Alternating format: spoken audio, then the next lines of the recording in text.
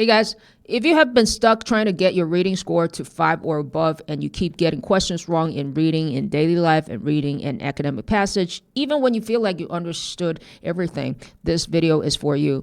In TOEFL reading, the same paragraph can produce completely different questions. If you know the types, then it's easier for you to read the question incorrectly. So that also means that if you don't read the questions correctly, then, of course, you will very likely choose the wrong answers. Okay, so this video covers the 8 question types in those. If you are looking for complete the words, I have already recorded a lot of videos. You can check my channel. So the first type of question is called factual question. It asks for specific details that have been mentioned in the reading. The trick is you can't just look for the same keywords in the answer options. You sometimes have to paraphrase what you read and find the paraphrased version in the answer options. I suggest that you pause for a second and pick an answer, and then we will show you the actual answer. 1, 2, 3. All right, the answer is A, secure a spot in the program before the deadline. The passage says registration is required, but the answer option doesn't use any of those words. Secure a spot basically is a paraphrased version of that phrase. If you pick C, confirm attendance at the opening session. Confirm attendance is correct, but not at the opening session. Right? So read the answer option carefully.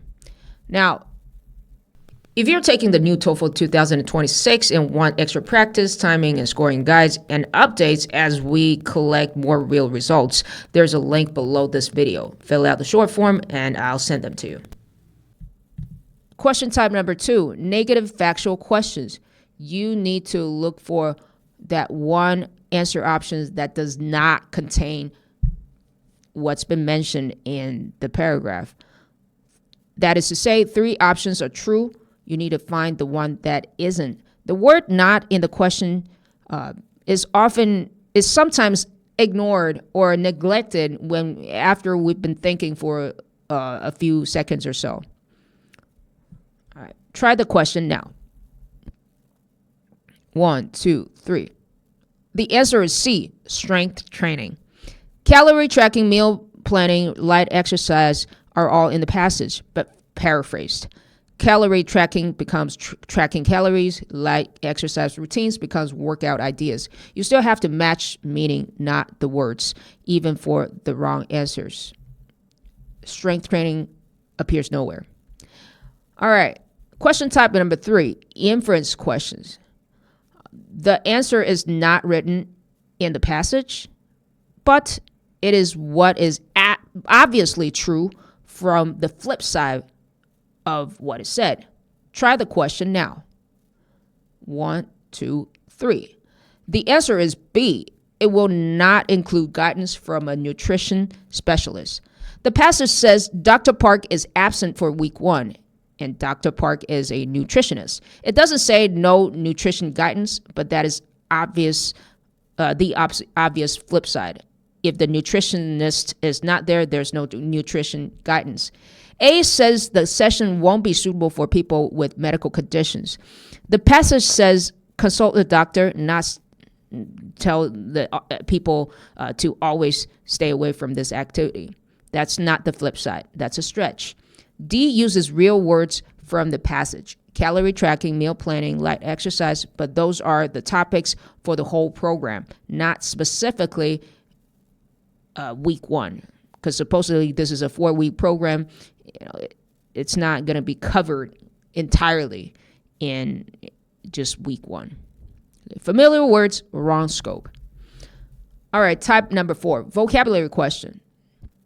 Here's a new passage. This is a academic passage, weight loss method and their mechanisms. Try the question now. You can pause it here. 1, 2, 3. The answer is C, usage. Reduce the body's energy intake below its daily expenditure. The body has a daily energy budget. what it uses up, that is usage. Exercise fits the topic of weight loss, not the meaning of the word. Output means what you produce. Expenditure is what you spend, right? Different direction. If you know the word but you're stuck between two options like output and usage, go with the one closest to the word's core meaning, not what fits the topic better. Okay. Question type number 5, sentence simplification. Paraphrase the highlighted sentence into a shorter version without losing any part of the meaning. Before you read the options, simplify each clause in the highlighted sentence yourself first, or else the options will pull you away from the sentence actually says.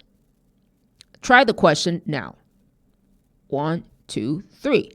The answer is C. All three methods work in studies, but lasting results depend more on consistency than on which method is used. The original sentence has two parts. 1, all three methods have shown effectiveness. 2, long-term success is about consistency, not the method. C keeps both parts. A drops the consistent point entirely. B turns it into ranking. The passage never ranks methods by study support. D says most people can't maintain any method. The passage never says that. Okay. Type 6, rhetorical purpose question. This asks why a paraphrase needs to be there, not what is said about it or the sentences around it. Think about what the author was explaining just before it. Okay.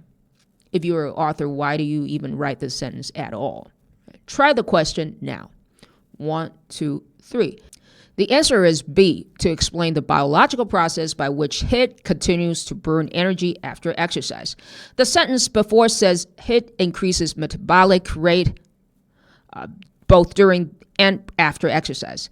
The afterburn effect is there to name and explain the after part. That's why the author puts it there. D says to define what HIIT means, but HIIT was already introduced in the same sentence. This phrase isn't defining HIIT, it's explaining what happens after exercise. It's a different job. All right, question type number 7, reference question. What does the pronoun or phrase point to? Don't just look at the noun right before it. Check what makes logical sense. Try the question now. 1, 2, 3. The answer is B, the methods.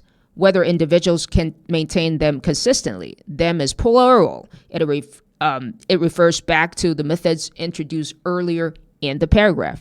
Individuals is the nearest plural noun right before them in the sentence. That's the trap.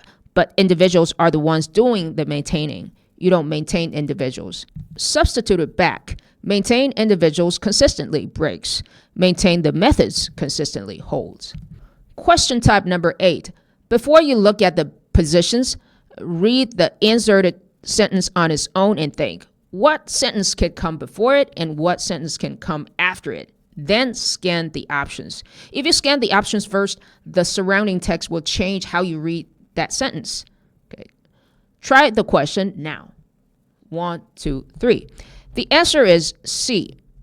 The sentence, this approach does not focus on increasing energy expenditure. What does this approach need before it? A method that has just been introduced.